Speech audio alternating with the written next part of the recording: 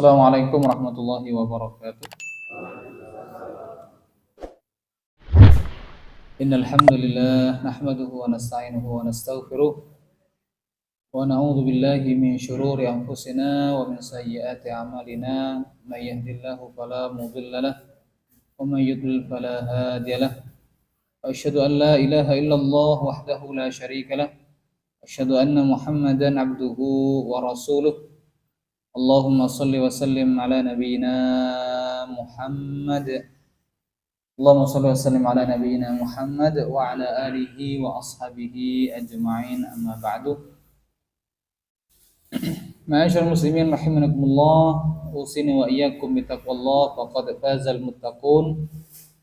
Qad qala Allah ta'ala fil Qur'anil Karim, a'udzu billahi minasyaitonir rajim. يا أيها الذين آمنوا اتقوا الله حق تقاته ولا تموتن إلا وأنتم مسلمون. وقال أيضا في آية أخرى يا أيها الذين آمنوا اتقوا الله وقولوا قولا سديدا يصلح لكم أعمالكم ويغفر لكم ذنوبكم ومن يطع الله ورسوله فقد فاز فوزا عظيما. Ma'asyiral muslimin rahimani wa rahimakumullah.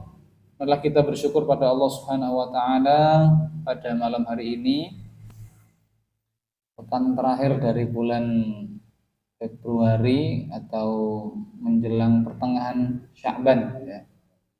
Sya'ban tanggal pinten ya? Sudah 13 nggih. 13 Ayyamul Bid ya. Jumat, Sabtu, Ahad 3 hari kita bisa melaksanakan puasa sunnah tengah bulan Hijriah, yakni Ayyamul Bid. Alhamdulillah kita kembali dipertemukan atas izin dan karunia Allah yang begitu luar biasa. Nikmat-nikmat yang Allah anugerahkan, limpahkan kepada kita ini sangat-sangat luar biasa. Mari kita syukuri dengan senantiasa taat kepadanya, melaksanakan perintah-perintahnya dan menjauhi larangan-larangannya. Ini kok banyak semut di laptop saya ini, berarti dimasuki semut ya? Iya, iya, manis juga ya? Iya, kok banyak semut ini? Migrasi kayaknya.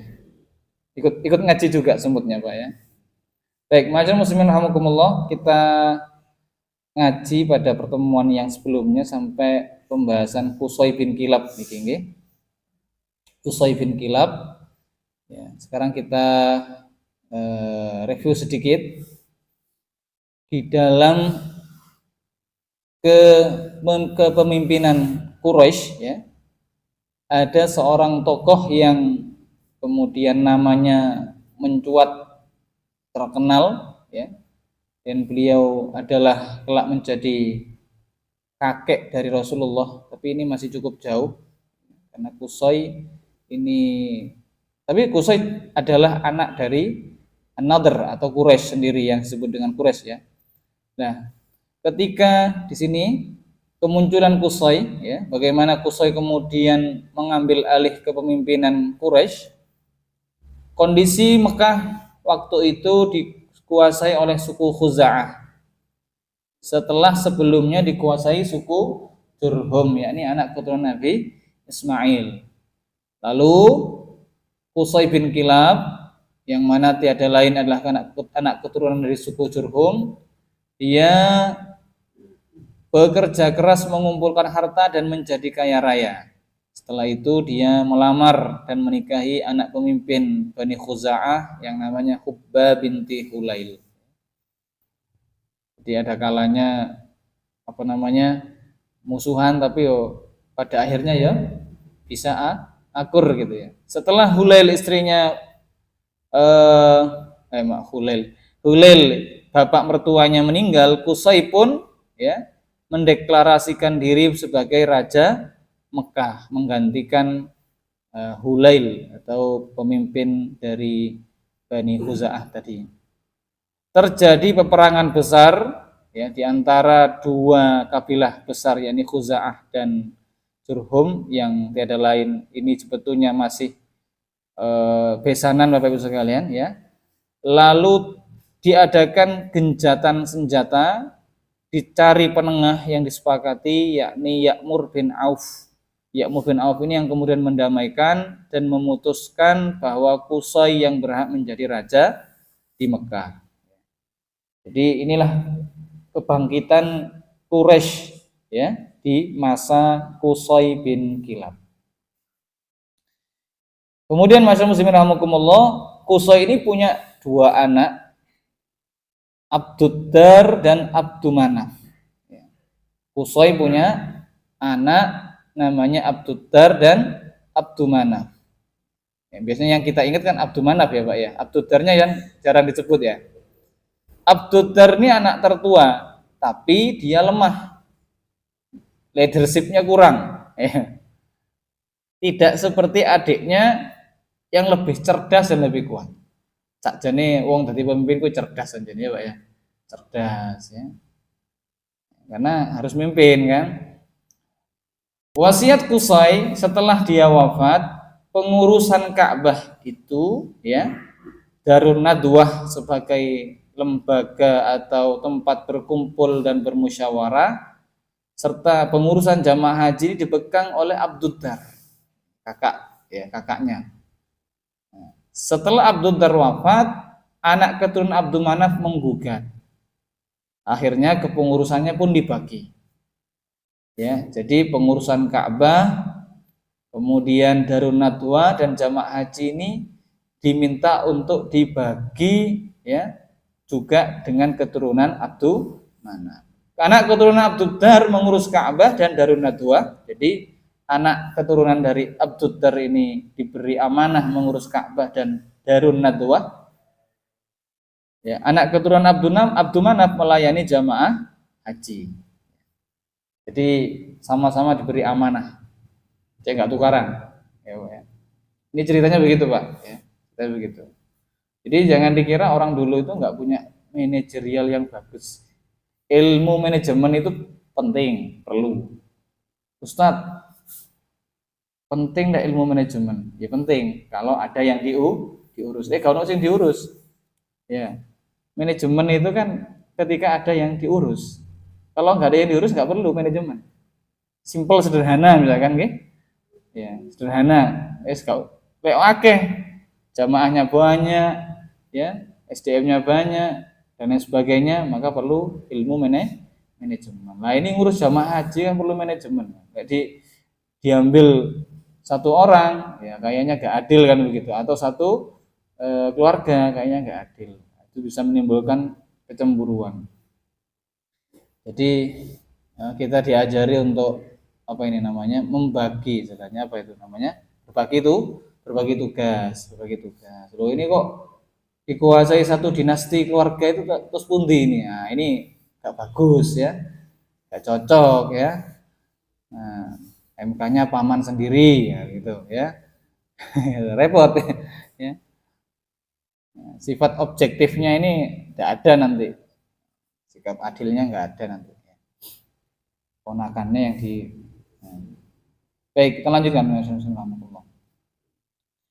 Darun Nadwah lah, ini Darun Nadwah ini kenapa? Darun Nadwah itu ma'asyiral muslimin rahimakumullah adalah tempat atau rumah yang dijadikan tempat bermusyawarah para petinggi-petinggi Quraisy. Jadi orang-orang Quraisy dulu, para petingginya itu kalau ada masalah-masalah penting, mereka akan berkumpul di Darun Nadwah. Bahasa kita hari ini itu ya gedung DPR MPR Pak ya. DPR MPR. Balai RT ya. Balai RT atau Balai RW ya. Darun Nadwah. Dan simbol Darun Nadwah ini bagi kehormatan orang Quraisy tinggi Pak ya. Ini sebagai simbol suksesi kepemimpinan. Mereka itu sudah membagi tugas-tugas ya. Hijabah itu ngurus kiswah itu, masjid Ka'bah ya itu siapa ya. Kemudian nanti yang mengurus air minum sikoyah namanya. Ya, kemudian yang mengurus makanan untuk jamaah haji dan lain sebagainya itu sudah dibagi-bagi oleh Abdumanaf ya, sama kepada dua anaknya Abduddar, dari tadi ya Qusay ya dibagi kepada Abduddar dan Abdumanaf. Baik. Orang yang pertama membangun Darun Nadwah ini adalah Qusay bin Kilab sendiri. Jadi Qusay bin Kilab ini sudah punya ide yang sangat jenius, ya, cemerlang, menunjuk atau memilih satu tempat sebagai tempat musyawarah, yakni tempat untuk pertemuan tokoh-tokoh Mekah dan berbagai kegiatan Quraisy. Konon dikatakan dalam Sirah Nabawiyah Syekh Mubarakpuri itu fungsi Darun Nadwah selain tempat bermusyawarah adalah tempat untuk menikahkan pernikahan, ya. Mirip dengan balai RT lah, ya, RW. Kemudian pemegang kunci dari Darun Nadwah ini, ya, asalnya adalah anak keturunan Abduddar, karena Abduddar yang diamanahi oleh Qusay untuk mengurus Darun Nadwah. Ini ada sebuah kisah, masyaallah muslimin rahimakumullah, ya. Hakim bin Hizam, sahabat Rasulullah Shallallahu alaihi wasallam. Sebelum masuk Islam, Hakim ini suka mabuk. Dan Hakim bin Hizam ini bersahabat dengan anak keturunan Abduddar yang juga pemabuk berat. Ini cerita, ya. Ketika anak keturunan Abduddar itu mabuk berat, Hakim bertanya, kamu mau jual enggak aset Darun Nadwah itu? Jadi bayangin Pak, ya, aset negara itu bisa melayang perkara remeh Pak. Ini ada ini, ya. Ada contohnya. Ketika Hakim bin Hizam ini mabuk bersama anaknya Abduddar, ya, dalam kondisi mabuk berat, ya, anaknya Abduddar ini ditanya, kamu mau jual lah itu Darun Nadwah? Dijawab, ya saya jual. Ditanya berapa? Dijawab, ya, dengan sekendi khomer. Senengane sekendi khomer. Lalu didatangkan saksi hingga akhirnya Darun Nadwah pun resmi menjadi milik Hakim bin Hizam.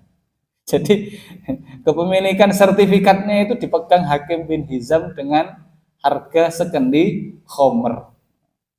Kita mungkin getun Pak, ya. Wah itu aset itu, ya. Nah, kalau di Indonesia gimana Pak? Aset-aset negara melayang, ya, melayang, ya, bisa pindah tangan.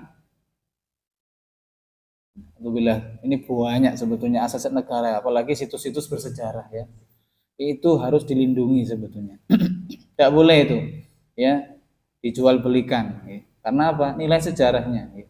Kecuali memang ada manfaat yang besar barangkali, ya, atau mungkin di situ apa namanya, yang apa istilahnya perlu renovasi sehingga merubah bentuk aslinya, tapi itu kan hasil perjuangan bangsa kan begitu, ya, atau rakyat Indonesia, ya, yang mengenaskan itu kan banyak para pejuang itu ngapunten sampai akhir hayat mereka itu rumahnya nyicil, betul nggak Pak? Itu kan mengenaskan sekali itu, memprihatinkan para pejuang, itu yang saya nggak perlu sebut ya karena tak khawatir jadi ini, ya, katanya Pak Anies gitu. Di Jakarta itu, ya, ada rumah-rumah tokoh-tokoh besar yang beliaunya harus menjual rumahnya gara-gara apa? Iya, kena pajak gitu. Itu katanya Pak Anies, ya. Jangan-jangan di tempat yang lain juga seperti itu. Tapi kalau saya lihat realita, banyak para pejuang itu yang sampai hidupnya itu sederhana sekali, ya, kurang mendapat perhatian dari negara. Nah, jangan-jangan kenapa aset-aset negara ini banyak pindah tangan nggak jelas gitu, ya. Nah, alhamdulillahnya Hakim bin Hizam ini, ya, masuk Islam akhirnya, ya, masuk Islam. Nanti ada kisah tersendiri, ya. Pada masa Muawiyah Darun Nadwah, ya, karena memang fungsinya di zaman setelah itu tidak begitu sefenomenal dulu di zaman sebelum Rasulullah, ya. Jadi ketika berada di tangan Hakim bin Hizam ini fungsinya sudah tidak seperti dulu. Pada masa Muawiyah bin Abu Sufyan, ya, Hakim bin Hizam menjualnya dengan harga 100.000 dinar, ya, sama dengan 425 kg emas. Masya Allah, ya, luar biasa ini Bapak sekalian. Ya, 170 apa ini? M. Mungkin apa? Dan hasilnya disedekahkan di jalan Allah Subhanahu wa taala. Nah, jadi ini kisah Darun Nadwah. Darun Nadwah sebagai tempat berkumpul bermusyawarah ya para petinggi Quraisy, termasuk ketika Rasulullah akan dieksekusi, mau dibunuh itu, keputusannya di Darun Nadwah. Ya, di Darun Nadwah. Di antara para peserta para apa ini petinggi itu ada yang usul ya, usul bahwa Muhammad cukup diusir saja, di penjara, jangan di penjara aja. Ini nggak nemu kata sepakat. Bagaimanapun Nabi Muhammad itu kalau diusir tetap pengaruhnya luar biasa. Dia itu seperti magnet. Dia bisa menarik orang, bisa mempengaruhi orang. Kalau di penjara pancet aja. Terus tiba-tiba ada iblis, Pak. Iblis yang nimbrung, ya, dengan nyamar seperti seorang laki-laki dari Najd. Ya, tidak tahu ada yang kenal, tiba-tiba dia ada di situ. Dia mengatakan kalau begitu bunuh saja. Kalau dibunuh beres, urusan selesai. Masalahnya kalau dibunuh siapa yang bertanggung jawab? Kita ini satu darah, satu keluarga, satu nasab. Orang Arab tidak akan membiarkan satu orang membunuh bagian dari anggota keluarganya. Ini ada kisos di antara kita ini. Gimana caranya? Gampang. Setiap kabilah utus satu pemuda mewakili kabilahnya. Urusan selesai nanti. Karena gak akan ada yang nuntut. Karena inilah kesepakatan jamaah ya, Pak, kesepakatan bersama. Ditunaikan betul, Pak, dilaksanakan itu.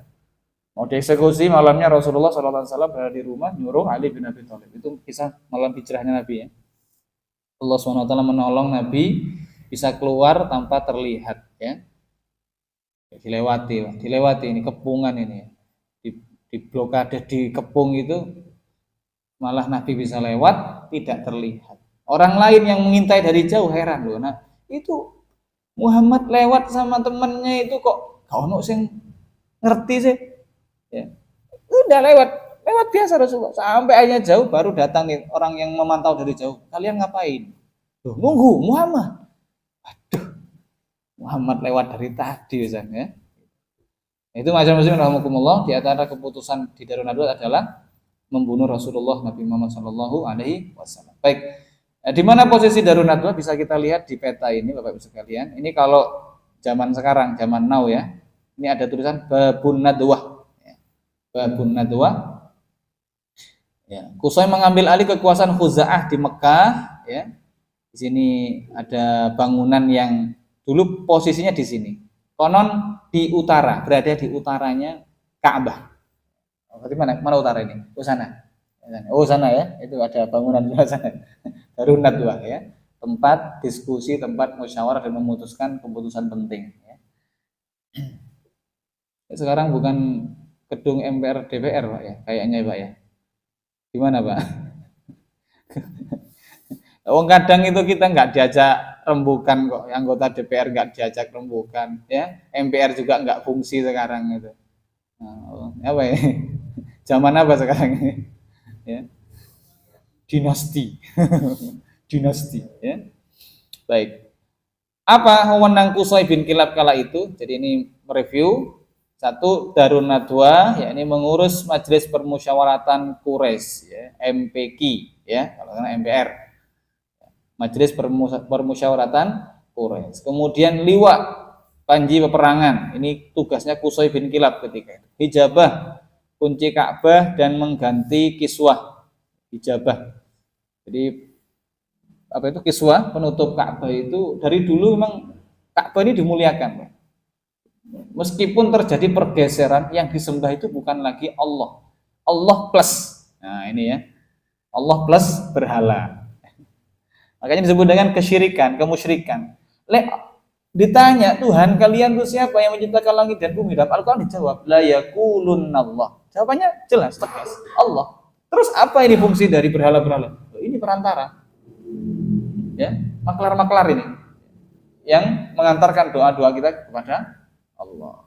Nah, ini mindset, paradigma ini nancep kuat luar biasa.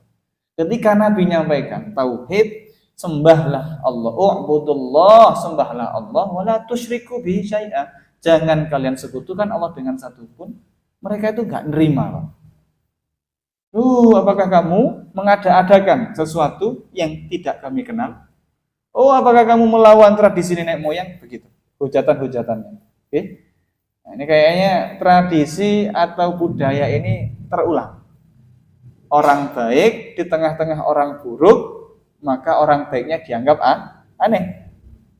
Padahal dia yang ingin mengembalikan kepada kemurnian agama, ini malah dianggap sebagai aneh, melawan arus, melawan tradisi dan lain sebagainya. Allah, inilah yang terjadi. Kemudian sikoyah, tugas wewenang Kusoi ini adalah sikoyah, memberi minum jamaah haji. Jamaah haji itu dimuliakan. Di antara yang mencetuskan ide ini itu Kusoi, Pak. Dulu orang haji biasa aja, ya. Tapi di zaman Kusoi ini kemudian jamaah haji ini dimuliakan. Ya, kemudian diberi rifadah, yang berikutnya itu adalah memberi makan jamaah haji. Nanti ada ayatnya di dalam surah Al-Baqarah. Orang-orang Quraisy itu, Pak, itu bangga dengan 1, 2, 3, 4, 5 tugas ini. Sampai di zaman Rasulullah berdakwah itu 5 tugas ini masih ada. Jelas terasa manfaatnya dan sebagainya. Tapi Rasulullah SAW mengajak mereka, ayo luruskan kembali akidah kalian, tauhid kalian, menyembahnya kepada Allah dan lain sebagainya. Justru Nabi dimusuhi sampai akhirnya beliau hijrah. Ya, sampai Rasulullah itu diperangi atau berperang dengan mereka. Pertama adalah perang Badar. Ya, perang Badar. Setelah itu perang Uhud. Itu Quraisy, maksudnya dinasti Quraisy ini, Pak, ya.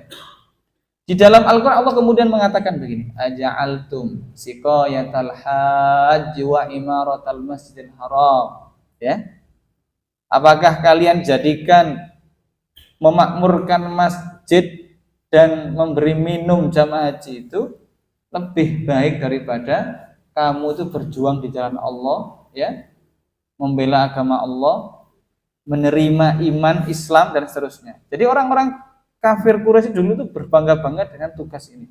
Mereka sudah merasa, wah, kami ini sudah mengerjakan atau melakukan segala-galanya. Padahal, ya, yang seharusnya mereka lakukan adalah menerima dakwah Islam. Kata Allah, tidak ada nilainya kamu itu memakmurkan Masjidil Haram, masjidku itu. Tidak ada nilainya kamu itu memuliakan tamu-tamu Allah, para hujjaj, para jamaah haji, kalau kamu itu kafir kepada Rasulullah SAW. Kalau kafir kepada agamanya Allah Subhanahu wa taala. Dan ini diabadikan oleh Allah Subhanahu wa taala dalam, itu bukan surah Al-Baqarah kayaknya, Pak. Surah At-Taubah seingat saya. Kemudian kita masuk ini Hashim. Siapa sih Hashim, ya? Hashim adalah putranya Abdu Manaf. Hashim bin Abdu Manaf. Perannya Hashim ini menjadi begitu menonjol, Bapak Ibu sekalian, ya. Setelah Abdu Manaf wafat nanti. Hashim merupakan anak dari Abdu Manaf, ya, yang mana Abdu Manaf diberi amanah tadi apa? Untuk memberi makan dan memberi minum. Hashim sendiri, ayahnya Hashim sendiri merupakan orang yang kaya dan terhormat. Dialah yang pertama kali memberikan remukan roti bercampur kuah kepada orang yang menunaikan ibadah haji di Mekah. Sebelumnya sudah ada kebiasaan sikoyah dan rifadah, tapi di zamannya Hashim ini meningkat levelnya. Jamaah haji diberi jamuan yang istimewa, istimewir, ya. Dikasih roti, ya, mungkin roti Maryam dicampur gulai atau apa itu, ya, wallahu a'lam bishawab, ya. Remukan roti yang dicampur kuah. Dan itu diberikan kepada ibadah para hujjaj, kepada para jamaah haji. Tapi jangan ditanya, Pak, hajinya orang di zaman itu seperti apa, ya? Dalam Al-Quran dikatakan mereka itu kalau tawaf telanjang, ya, kemudian bertepuk tangan dan bersiul, ya. Jadi menyimpang, Pak, menyimpang sudah. Cara ibadah hajinya itu sudah menyimpang. Kok bisa, Ustaz, menyimpang seperti itu? Ini gara-gara ulah para petinggi Quraisy. Oke? Makanya di dalam Al-Quran para pemimpin itu, Pak, ya, itu apa namanya, dosanya, ya, amanahnya, dosanya itu berat. Pemimpin Quraisy dulu ini ngerubah tata cara ibadah haji, dirubah. Tata cara ibadah haji yang diajarkan Nabi Ibrahim itu dirubah, Pak. Ya, dan itu mentradisi. Kok iso ada orang haji bertelanjang? Itu kalau kita baca di Sirah Nabawiyah Sofiyur Rahman itu dikatakan oleh beliau itu ketentuan Quraisy, petinggi Quraisy bagi jamaah haji yang dari luar. Mereka diwajibkan beli kostum yang disediakan oleh orang Quraisy, orang-orang Quraisy tempat. Lek gak ono duit ya sudah, telanjang. Astagfirullahaladzim, ya. Di situ nggak disebut ini ada unsur cari duit untung atau apa, enggak. Tapi ini sebuah tradisi, sebuah keyakinan yang mendarah daging dan dicetuskan oleh orang-orang Quraisy ketika itu, orang-orang kafir Quraisy. Kemudian bertepuk tangan dan bersiul-siul, illa muka wa tasdiyah. Jadi mereka ini tata caranya seperti itu, ya. Dan itu dipatenkan oleh mereka. Bayangin Pak, itu dekat Ka'bah di depan Masjidil Haram, ya. Mereka berbuat seperti itu. Makanya Allah mencela habis-habisan itu. Dicela habis-habisan oleh Allah Subhanahu wa taala tentang cara mereka atau kelancangan mereka ini merubah syariatnya Allah Subhanahu wa taala. Makanya ketika Nabi sallallahu alaihi wasallam datang itu jenengan enggak heran kalau baca kok bisa ya. Saya juga dulu waktu baca Sirah Nabawiyah itu terheran-heran juga, kok bisa ya. Ini di negeri sendiri, di pusatnya sendiri Rasulullah iso dimusuhi. Oh, ternyata karena sudah saking akutnya, parahnya. Ya. Saking parahnya itu penyimpangan itu sampai orang yang baik dan benar pun iso dimusuhi. Saya tuh ada baca WA itu, ya. Montade pese siapa sih nyoblos? Oh, bahasa Madu berapa ini? Montade pese kalau enggak ada uang siapa yang mau nyoblos? Begitu ya. Berarti betul pemimpin itu gambaran rakyat. Rakyatnya ini, ya Pak ya. Jadi sama ya, rakyatnya sudah cara berpikirnya, paradigmanya, mindsetnya itu duit. Nah ini pemimpinnya kayak duit aja kok lah menang. Nah, alhamdulillah ini Pak. Saya bilang itu di grup itu. Nah kayak gini ini bener apa salah ini kira-kira gitu. Salah. Masyaallah muslimin rahimakumullah, makanya kita belajar sirah itu dalam rangka menghubungkan kejadian yang lalu dengan kondisi kita hari ini, ya. Sirah itu kan jembatan, sirot ya, sirah jalan. Jadi nggak perlu terulang kejadian itu, cukup kita ambil pelajaran dan jangan sampai terulang lagi. Hanya karena kepemimpinan orang-orang yang nggak bertanggung jawab merubah tatanan agama ini, dirubah, diselewengkan dan seterusnya. Baik, masyaallah muslimin rahimakumullah. Tentang jasa besar Hashim, ya. Yang pertama adalah memberi makanan, yakni berupa roti yang bercampur kuah, remukan roti yang bercampur kuah kepada hujjat para jamaah haji. Kemudian Hashim ini juga yang membuka jalur perdagangan, ya, perdagangan 2 kali dalam setahun, yakni pada musim dingin asyita dan musim kemarau atau musim panas as-saif. Dalam surah Quraisy, Pak, ya. Di ilafi Quraisy ilafi bihlatas syita'i was-saif. Jadi ini jasanya Pak Hashim, ya. Hashim meninggal dunia di negeri Syam dan beliau meninggalkan istrinya yang bernama Salma binti Amru, ini orang Madinah, ya. Dan ketika itu Salma binti Amru ini lagi hamil. Lalu lahirlah anaknya diberi nama Syaibah. Ya, Syaibah. Ya, Syaibah. Konon diberi nama Syaibah itu gara-garanya rambutnya itu ada ubannya, Pak. Ya. Syaibah itu kan uban. Ya. Ya, mirip-mirip dengan kita, ya. Kalau ada sesuatu tompel, mat tompel. Ada tompelnya, ada mat tompel. Baik. Kemudian masyaallah muslimin rahimakumullah, kita lanjut. Nah, ini ada sebuah kebiasaan di Mekah itu ada istilah al-i'tifar. Mana tadi? al-i'tifar, yakni apabila penduduk Mekah, orang yang tinggal di sekitar Masjidil Haram itu mengalami kesulitan pangan, maka pemimpin keluarga akan membawa mereka ke suatu tempat, lalu membangun tenda di sana untuk tinggal sampai mati, hingga mati kelaparan. Iktifar namanya. Dulu begitu, ada tradisi begitu. Itu saking apa ya, menjaga kehormatan mungkin Pak ya. Orang Arab itu pantang minta-minta. Di antaranya begitu, yang saya tahu. Syaja'ah, dermawan, ya. Mereka itu keberanian luar biasa, dermawannya juga luar biasa. Nanti kita akan temukan dalam Al-Qur'an itu bagaimana orang Arab itu punya sikap dermawan yang luar biasa. Di antaranya memuliakan tamu. Kemudian menjaga ifah. Kemuliaan dirinya itu siap mati pokoknya. Orang Arab itu diganggu begitu ya, kehormatannya, itu mereka siap perang. Kayak Madura lah. Madura, Mesir, Madura pesisir ya. Iya nggak cuma Madura, Ustaz, saya orang Jawa juga sama ya. Pada baik ya. Cuma kalau orang Madura itu kadang agak over Pak kadang ya. Agak over kadang. Dikit-dikit aja carok ya.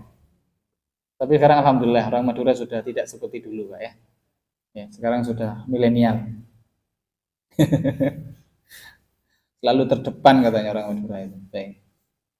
Baik. Kemudian masyarakat muslimin rahimakumullah, mereka punya budaya al-iktifar ya. Mereka akan mengasingkan diri ketika mereka itu dalam kondisi kesulitan sampai akhirnya wafat saat keluarga. Lah, suatu hari Bani Makhzum, keluarga Bani Makhzum ini juga pecah. Maksudnya dari Quraisy juga ada yang mau melakukan iktifar. Lalu didengar oleh Hashim, kakeknya Rasulullah. Lalu beliau membuat sebuah keputusan yang sangat fenomenal ya. Beliau menyampaikan di dalam rapat PBB gitu ya, Persatuan Bangsa-Bangsa Quraisy, kepada suku Quraisy, dan meminta mereka untuk saling membantu. Ojo sampai budaya ini berlanjut. Ayo semua orang Quraisy saling membantu. Ya, sama seperti kita Pak ya. Kita juga harus saling membantu lah kalau ada yang kesusahan. Dari situ mereka pun bersepakat untuk melakukan perjalanan dagang yang keuntungannya akan dibagi rata.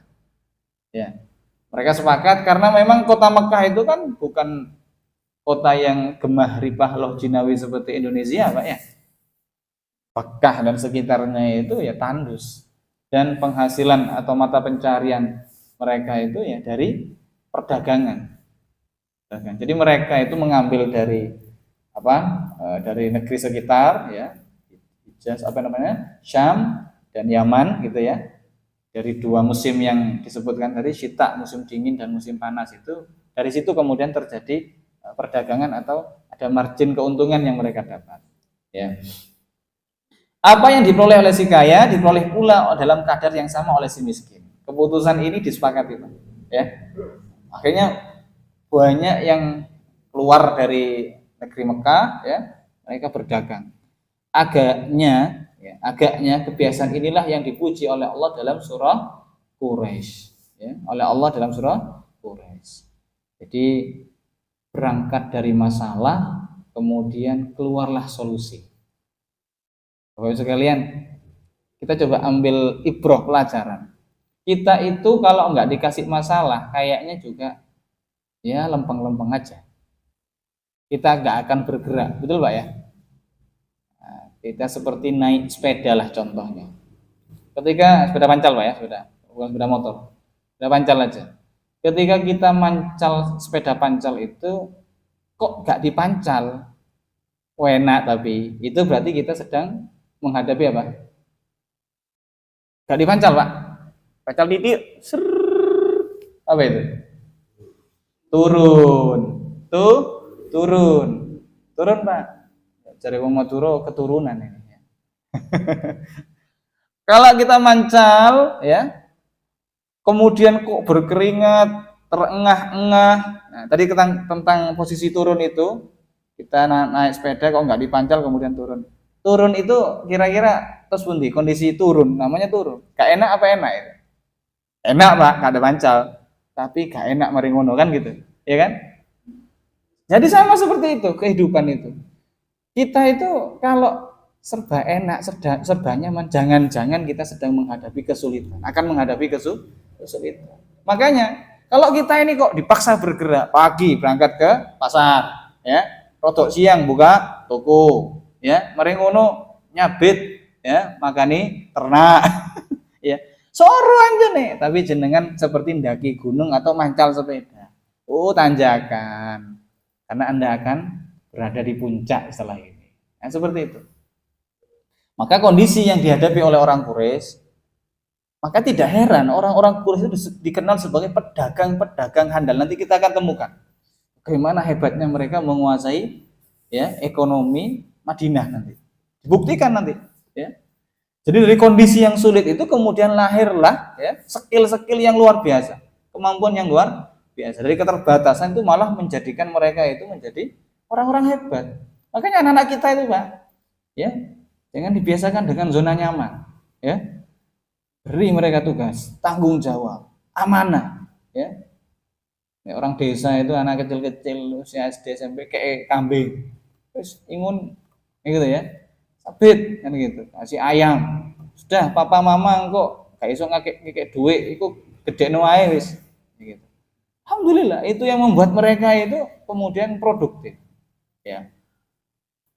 Dan masyarakat muslimin rahmatullah, ini saya tentang itu juga, ya, tentang saya dapat cerita dari teman saya. Padahal cerita ini sudah pernah saya baca, teman saya cerita kemarin, dan semakin klop, semakin yakin saya itu bahwa kesulitan yang Allah hadirkan itu untuk menjadikan kita produktif dan hebat, ya.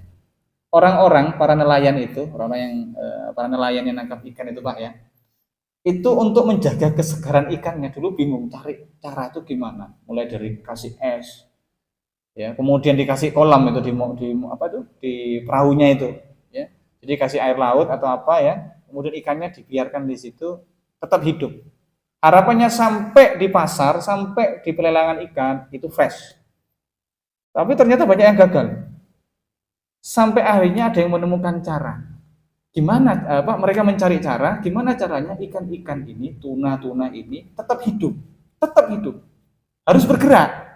Ya apa caranya? Digolekno, Pak, anake hiu. Ditaruh di kolam itu.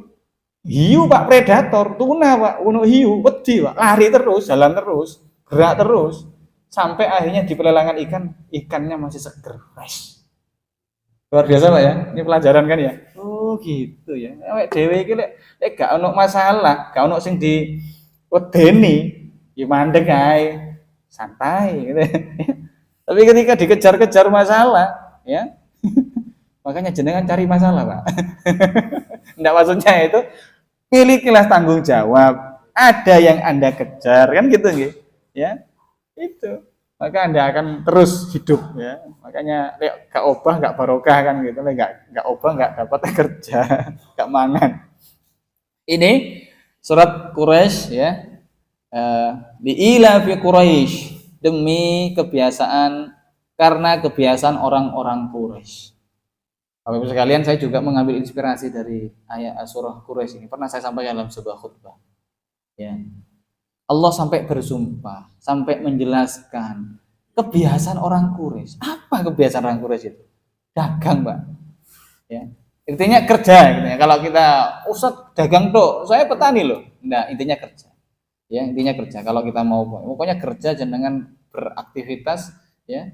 Ila fi rihlatasy syita'i was-shaif, yaitu kebiasaan mereka bepergian pada musim dingin dan musim panas dalam rangka berdagang. Meskipun ada sebuah hadis yang konon para ulama mengatakan, hadisnya dhaif, ya. Di antara 99 pintu rezeki itu adalah dagang, gitu ya. Karena apa? Rasulullah berdagang, gitu. Jadi tapi tidak apa-apa, motivasi aja. Ya, itu pada akhirnya juga akan terjadi transaksional, jadi transaksi jual beli, dan terus.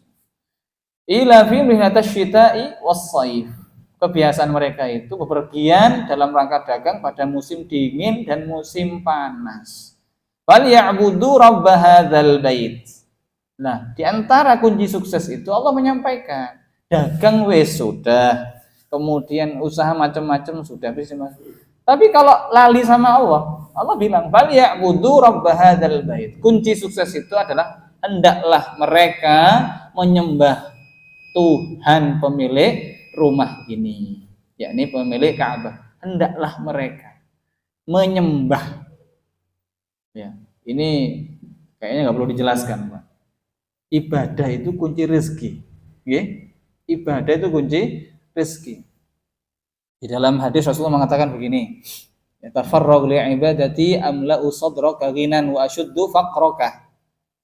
Bersungguh-sungguhlah kalian dalam beribadah kepadaku, niscaya aku akan tutupi kefakiranmu dan aku penuhi dadamu, ya. Aku hilangkan kefakiranmu. Wa ashuddu faqraka. Ya. Jadi ibadah sungguh-sungguh itu akan menjadikan kita dimudahkan mendapatkan rezeki. Alladzi at'amahum min ju', yang mana Allah lah yang memberi mereka makan, ya, dari rasa lapar, menghilangkan rasa lapar, wa amanahum min khauf, dan mengamankan mereka dari ketakutan. Ini inspirasinya Bapak Ibu sekalian, bahwa aktivitas bisnis kita, ya, jangan sampai mengalahkan ibadah. Niatkan aktivitas bisnis itu untuk ibadah, maka Allah akan at'amahum, ya. Allah akan memberi kecukupan dengan makanan dan menjaga kita dari rasa takut, menghilangkan lapar dan mengamankan dari rasa takut. Ustadz, saya itu sudah kerja siang malam, banting tulang, banting setir, banting piring, semua dibanting, ya. Tapi apa kok nggak ono hasilnya, justru tambah nambah masalah. Ya karena jenengan melupakan ibadah. Niatnya jenengan kerja bukan untuk ibadah. Ya. Niatkan kerja itu untuk mendekatkan diri kepada Allah. Bahkan hasil dari kerja itu menjadikan kita semakin berkualitas dalam ibadah. Contoh, banyak orang yang kemudian bisa haji umroh itu kan gara-gara dia meniatkan, aku tak nabung, ya, aku tak nyimpen, nanti tak niatkan ibadah. Ya, ibadah bukan sekedar yang mahdoh-mahdoh saja, tapi juga yang lain, termasuk ibadah sosial, Bapak Ibu sekalian. Banyak yang lupa, ya, kalau ibadah sosial itu, infak sedekah itu termasuk ibadah, ya, dan itu luar biasa, ya, manfaatnya. Atau amahum, wa yut'imunat ta'am, ya, memberi makan, ya. Dalam hadis dikatakan memberi makan ini adalah bagian dari sebab Allah masukkan kita ke dalam surga. Baik, ini apa ya? Oh iya. Cukup ayah bunda sampai sini dulu nggih? Pokoknya berat ya. Nggih gitu. Sudah Isya nggih. Baik, kita cukupkan. Mungkin ada yang ingin ditanyakan atau ditambahkan. Monggo, silakan. Ini masih ada ini. Ini ketemu lagi enggak bulan Maret? Boten nggih. Boten, jadi pas Ramadan, mantun lebaran insyaallah. Moga-moga jenengan kita semuanya diparingi kesehatan oleh Allah nggih, bisa masuk ke dalam bulan Ramadan dalam penuh keridhaan Allah, limpahan karunia Allah, bisa melaksanakan ibadah Ramadan dengan maksimal. Amin Allahumma amin. Baik, mari kita tutup dengan doa. Subhanakallahumma bihamdik, asyhadu an la ilaha illa anta, astaghfiruka wa atubu ilaik. Assalamualaikum warahmatullahi wabarakatuh.